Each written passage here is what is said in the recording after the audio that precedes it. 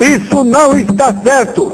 Nos momentos de dificuldade, os chefes não podem se ausentar.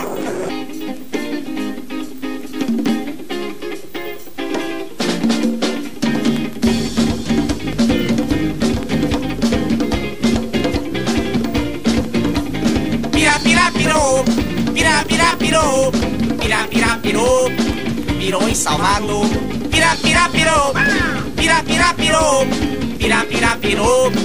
Pirou em Salvador, tava tomando sol. Lá em Salvador chegou um lourão e me disse que pirou.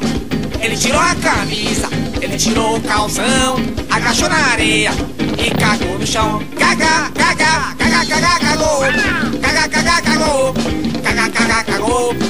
Cagou em Salvador.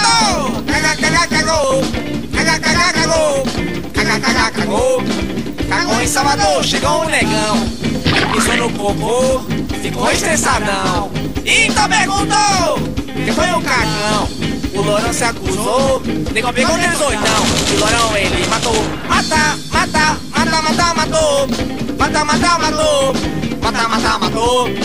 Morte em Salvador.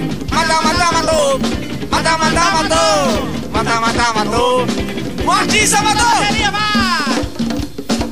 Quero ouvir, já. Que morte linda do negão em Salvador, gente. Chegou o negão e pisou no cocô, ficou estressadão. E então perguntou, quem foi o cagão?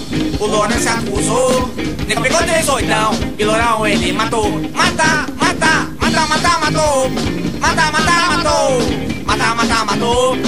Morte em Salvador.